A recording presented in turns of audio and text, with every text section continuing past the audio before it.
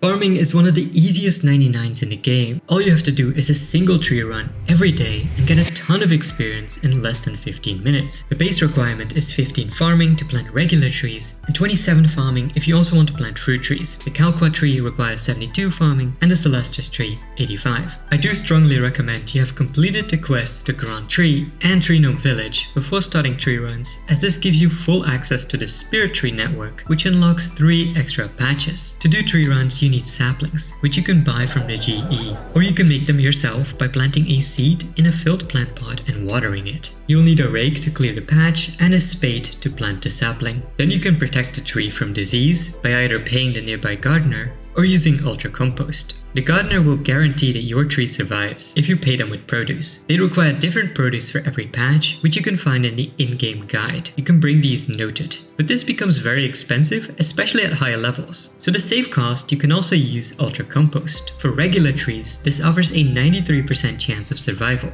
so 1 in 14 will die. For fruit trees, it's 96.9%, or 1 in 32. By the way, you can store ultracompost in any leprechaun in the game, and this will allow you to access it from anywhere. You can also store your tools inside them as well. Let's start our run. You should bring some cash, a rake, a spade, and saplings for every tree that you can plant, and then also bring noted protections, or make sure your leprechaun is stocked with ultracompost. Finally, we'll bring some teleports, which I'll cover during the run. Starting from the Gron Exchange, let's take the Spirit Tree to Gnome Stronghold. Here we have our first fruit tree patch. If it's your first time, rake the patch, plant the sapling, and pay the gardener. Or you can just use ultracompost. Now let's run southwest towards the Slayer Cave, where we find a regular tree patch. After this, return to the Spirit Tree and travel to Gnome Village. Here, run to the maze and follow Elkoi to another fruit tree patch. For fruit trees, you'll want to collect the produce before paying the gardener to remove it, as you'll get a little bit of XP from it, and you can sell it on the GE to make up some of your expenses.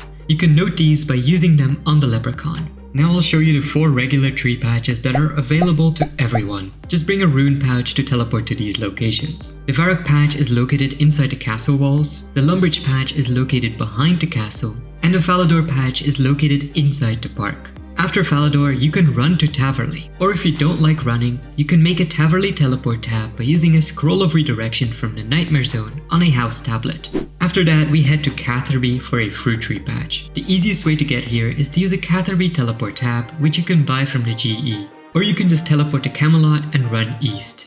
After Catherby, I like to charter a ship from the Catherby docks to Brimhaven, but you can also take Captain Barnaby's boat from Rimington or Ardoyne. Alternatively, you can make a Brimhaven tablet by using a scroll of redirection on a house tablet. If you have over 72 farming, you can run from Brimhaven towards Tai Bwo Wannai for the Calquat patch. It will cost 8 poison ivy to protect it, but he will only accept payment after you have completed Jungle Potion, so use ultracompost if you haven't done that. At this point, if you have access to Lletya, teleport there with a crystal teleport seed for the 5th fruit tree patch. And let's finish our run in the Farming Guild.